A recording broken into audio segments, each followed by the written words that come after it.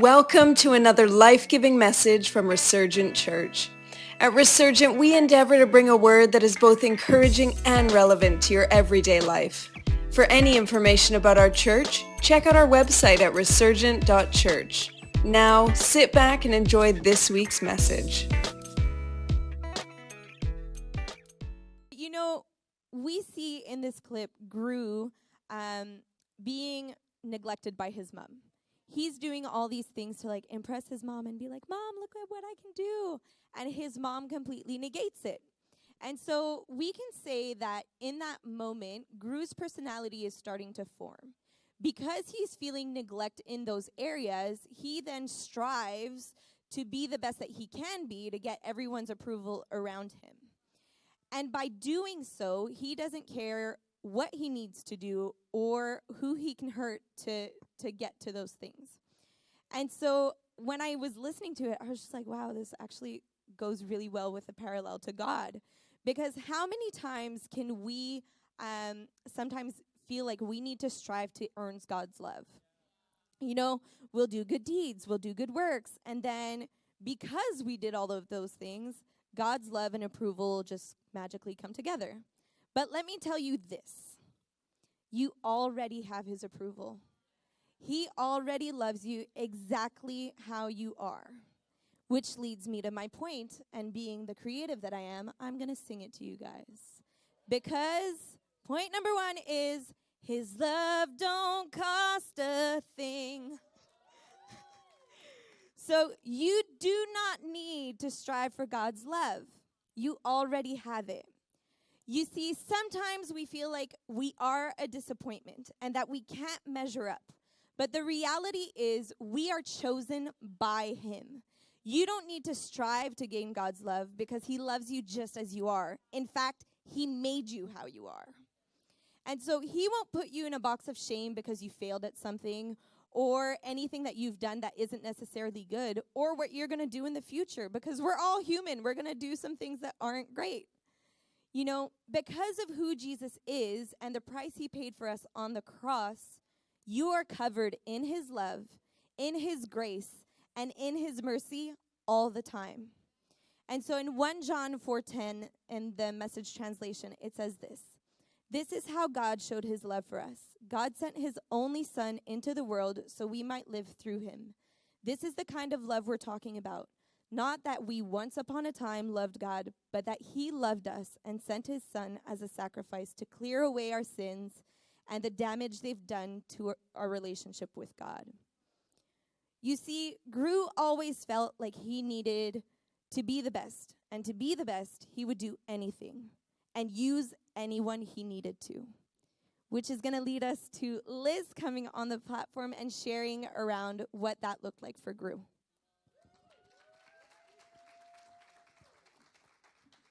Hello. Hi, everybody. So my name is Liz, also Elizabeth, and I'm a creative oversight here at Resurgent.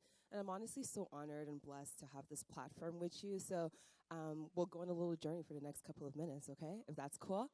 So like we saw in a previous clip, Gru had really disappointed his mom. And now when you watch the movie, he also disappoints Mr. Perkins. Now, Mr. Perkins is this person that funds all of his villain escapades. So at this point, his identity that he's built up as a villain, supervillain, like he likes to call, is being a little shaken. So at this point, he's really desperate. He's willing to do whatever he needs to do to get his title back of supervillain. As we see, he's desperate. Like, honestly, at this point, he's hitting rock bottom. He's doing whatever he needs to do to get his identity back. Now, one thing I've seen is that oftentimes, repeated disappointment breeds desperation. So at this point, he's just desperate, and he's pretty much hitting rock bottom.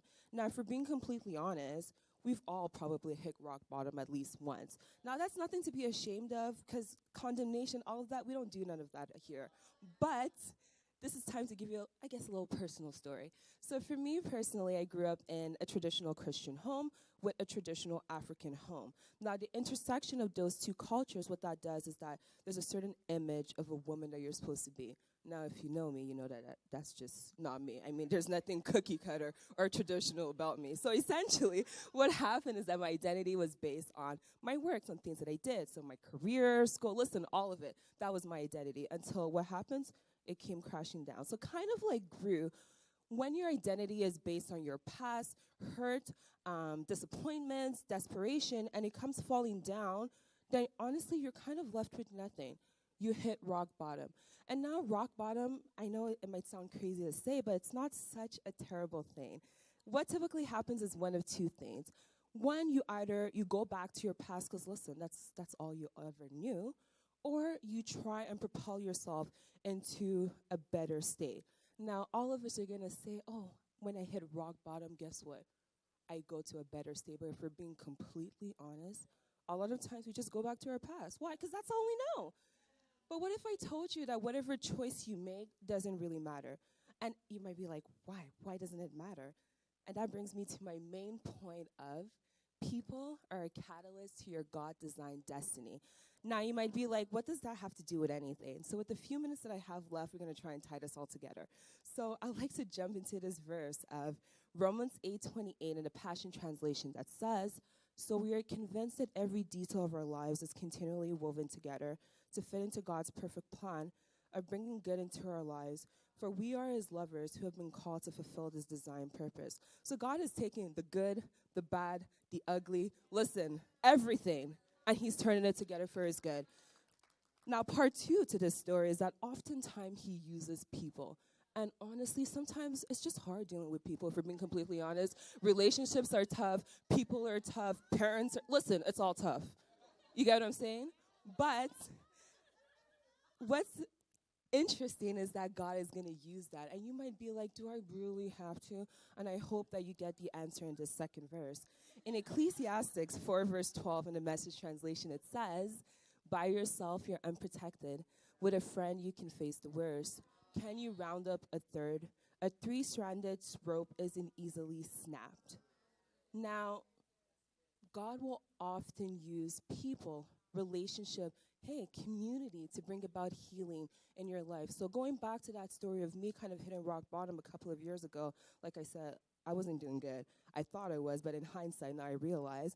I had like conversation with some trusted people in our world where essentially I had to bring certain things into the light, and slowly but surely healing start coming. Slowly but surely I can be my authentic self, like who God created to me to be. And honestly, like I said, slowly but surely, God is propelling me into my God-given destiny. So now guess what? Same thing happened to Gru. So Gru met these girls, right? And like he's trying to adopt them and he doesn't really realize what's going to happen. But honestly, they kind of change his life. And like they become a blessing in disguise. And then we'll see a little later in the movie how like then he starts caring for them and they have this relationship, this bond. And the youngest girl actually kind of sees through all of that in the very beginning. So as they go into his lair, she says, oh, I kind of like him. He's kind of nice. And her sisters are looking at him like, man, this girl's crazy. Like, this guy is not nice. But this is all to say that people really do have a huge part to play. One thing that we may not realize is that Jesus was actually the greatest catalyst of all time. He came onto this earth about 2,000 years ago. Listen, the world didn't want him. We got our laws. We got our rabbis. We don't need you, Jesus. But guess what? He came. And then with the disciples in relationship, that slowly bred the church. And look at all of us here sitting. We have a faith-based community. And that's really as a result of what Jesus came to do with the disciples. So now I have a question for you. Who are the people that God is placing in your life to catapult you into your God-given destiny? What's the community that God is putting you into? You might be fighting it, but this is just to make you realize that God wants to bring healing. He wants to remove the facade. Why? And use people in your world. So to continue on with that, Gru also, the same thing happened, right? So we saw that he had the disappointment. Then the girls came into his life to change his world. And now what's next? What's next? When you have the people in your world, you've dealt with the healing, and now you have to go into your next season. And I'm going to invite Rommel up on the stage to talk about that.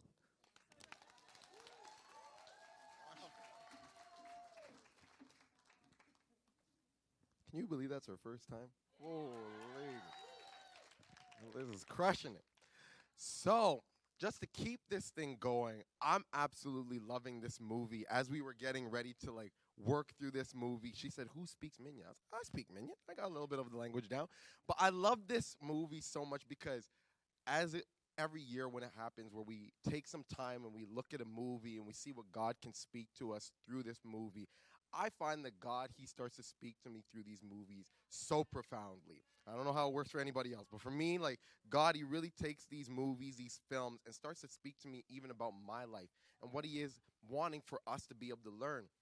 So I want to be able to emphasize right now what happens with Gru, because we start to see a long journey with Gru. He starts off in a place where you see him with his mother and he's trying to fight for acceptance. He's trying to fight to prove that he is something important. There's this longing that is in his heart, and he's starting to trying to fill this hole. And he travels, he meets these girls. Now it's a new landmark, and he's trying to figure out this new dynamic between these people who want relationship with him, but he doesn't want relationship with them. And then it ends where I'm going to show you. Needless to say, this position in which we're finding Gru is a far cry from what he started off when he was at the beginning of the movie. Even when he met the children, he wanted nothing to do with them. He was literally just trying to figure out how he could get to the end goal of whatever it was that he was trying to plan. And the thing that I love about this scene is that one of the places that he came so far from was his lair. Now, his lair was in his house. He had a down part to his house where he would literally go, and it was like a whole new world. And to me, it makes so much sense because even when he was younger, there was a part where he had been in the outside world, and the outside world wasn't so nice. It wasn't so kind. And it proved that there was disappointment out there. So what he did is he started to make his own new world. He made this world down in his lair where he had his hopes, he had his dreams, he had his aspirations. He had a place where he could do all the striving and all the plotting, all the planning that he possibly could. He even had his little minion friends, his fans, to be able to be there as he's stepping downstairs. "Hey, Jim, hey, how you doing? How you doing?" And they're cheering him on as he's coming into the lair. But a little bit further into the movie, we start to see him breaking out of the lair, and he's starting to meet these kids. Now, these kids are throwing a little bit of a wrench into his plans because it's relationship. And that's not something that he necessarily stood for. He wasn't there for that. He was there to reach a goal. But the thing that I love so much about this is as he started to form relationship with these girls, they started to rub off on him. There started to be a change in his situation.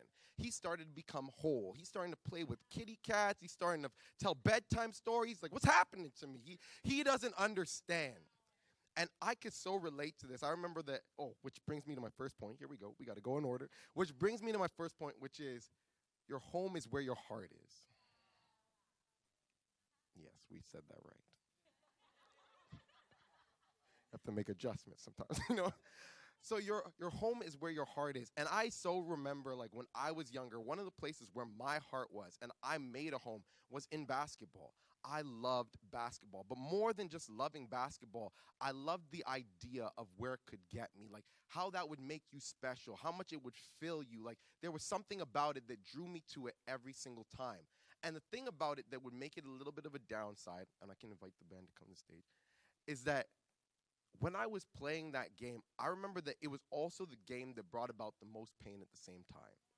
Because it was the one thing that I would always be running into a wall about. If I lost the game, if I didn't do a pass properly, if I didn't shoot as many baskets as I wanted, if I didn't strive as hard as I possibly could and win, it would bring about a disappointment and start to reflect something about me. And the thing that I remember, there was this one time where I came back from a game, and then literally I just couldn't let it go. I couldn't let go of the fact that I'd lost, that that this sucked. I just couldn't let it go. I'm outside in the rain. I'm working on my dribbling. I'm gotta be the best. I'm spinning around. I'm doing all this different stuff. And literally now as I look back at it, I'm like, I should have been in the home. I should have been in my house. And so many times I feel like we can be the same way as where we have our lair. We have our place where we're cooking up all these dreams, all these ideas, and all these different things that we're striving. And this is our lair. But God, he's asking us to move from a place where it's our lair to a home. And he's saying that he's able to be that home. And he's cheering and he's saying to come home. Which brings me to this verse which says this. It's in Psalms 139:16. It says this. You saw me before I was born. Every day of my life was recorded in your book. Every moment was laid out before a single day had passed. Friend, God knows you. He knows you more than you know yourself. And as he knows you, the thing that he's saying to you is that I want to have a relationship with you. I know you want to make it work. I know you're striving. And I see the effort that you're putting in. But I have so much more for you. And what I have for you is a home. Right now you have a lair, but I want to give you a home. Right now your heart is restless, but I want your heart to find rest in me. I'm going to need your help right now, church. I want you to worship with me for a second. Let's make a little bit of noise. Let's make a little bit of noise. I'm going to show you something. We're going to make a little bit of noise because to this sound, what Jesus is saying is, I want you to come home. Come home. Come home. Come home. Come home. He's screaming now. Come home, because he wants that relationship with you. It's in his arms. It's in his heart where you will find home. Friend, don't run away from it. And the thing about this is, so many times, the very thing that we're needing, the very thing that we're wanting is the very thing that we push away and we're running away from. He pushed these girls away to no end, but at this very clip, you can see that his heart was wanting to be there. His heart was changed. He was wanting to be in a different place than he was. And Jesus, he is doing the exact same thing. Before we wrap up, there's one more verse that I want to share with you, and it's this. Deuteronomy 10:18, it says this. He defends the cause of the fatherless and the widow and loves the foreign residing among you, giving them food and clothing. Jesus sees the wandering.